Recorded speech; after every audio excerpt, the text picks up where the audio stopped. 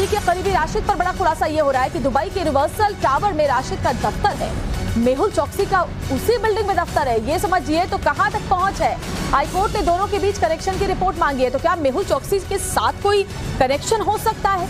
क्योंकि बाहर जाकर के जो इन्वेस्टमेंट किया गया है उसको लेकर के अब खबरें कई सामने आ रही हैं। माफिया अतीक के करीबी राशिद बड़ा खुलासा इस वक्त सामने आया कि दुबई का जो यूनिवर्सल टावर है वहां पर राशिद का दफ्तर है।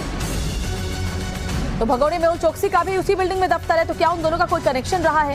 क्या बाहर इन्वेस्टमेंट के नाम पर कोई कनेक्शन दोनों के बीच निकलकर सामने आया है? तो राशिद और मेहुल का जो दुबई कनेक्शन है वो हम आपको और अच्छी तरीके से समझाएं। तो देखिए, दुबई में उसके भागे जाने की खबर है। पता चल रहा है कि जैसे ही मर्डर हुआ अतीक और अशरफ का, उसके बाद राशिद भाग गया दुबई। राशिद और मेहुल का दुबई कनेक्शन कैसे सामने आ रहा है, हम आपको बताएं कि जिस बिल्डिंग में दफ्तर है राशिद का, यूनिवर्सल टावर, एक बड़ा टावर है ये, जिसको आप इस तरह से भी समझे कि कई सारे ऑफिसेज वहां पर हैं। उस टावर में इन दोनों का ही ऑफिस है, राशिद का भी और भगोड़े मेहुल चौकसी का भी। तो ऐसे में अब क्या हो रहा है, ऐसे में कनेक्शन खंगालने की कोशिश हो रही है कि क्या इन दोनों के बीच में कोई कनेक्शन भी हो सकता है। एक ही बिल्डिंग में दोनों का ऑफिस है, तो क्या एक साथ है, अगल बगल है, क्या टावर में ऊपर नीचे ये ऑफिस है, ये सब कुछ अब जांच के दायरे में आएगा। राशिद की कंपनी का नाम क्या है? गीत ज्वेलरी है। उसी बिल्डिंग में मेहुल की गीत डायमंड की कंपनी है। तो कहीं ना कहीं देखिए कनेक्शन ज्वेलरी का ही कनेक्शन है। ज्वेलरी और डायमंड इसका ही ऑफिस है। लेकिन क्या इस ऑफिस के पीछे कुछ और काले कारनामे हो रहे थे, ये अब सामने आएगा।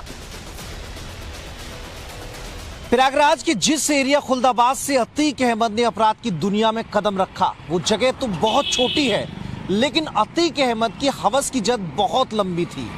इसके दायरे में उत्तर प्रदेश नहीं, देश नहीं, बल्कि विदेश भी थे। और यही कारण है कि अतीक और अशरफ ने अपनी काली कमाई को देश के अलावा विदेशों में भी इन्वेस्ट किया था। और इसका जरिया बना था साइंस सिटी का मालिक राशिद नसीम। राशिद नसीम पर कई मामले चल रहे हैं, कई संपत्तियों को जब्त करने का आदेश दिया है। लेकिन इसी राशिद नसीम के मार्फत अतीक और अशरफ ने अपनी कमाई को सिंगापुर, मलेशिया और दुबई में इन्वेस्ट कराया था। सद्दाम ये पूरी डीलिंग देख रहा था।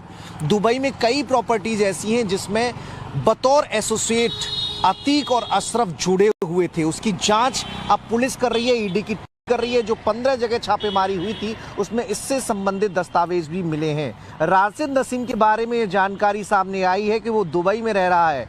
दुबई के यूनिवर्सल टावर में राशिद नसीम अपनी कंपनी गीत ज्वेलरी चला रहा है। हालांकि पुलिस उसकी तलाश कर रही है। तो लाखों रुपए, करोड़ों रुपए का जो काला कारोबार था, जो काली कमाई थी, उसे प्रयागराज, कौशाम्बी, मध्य प्रदेश,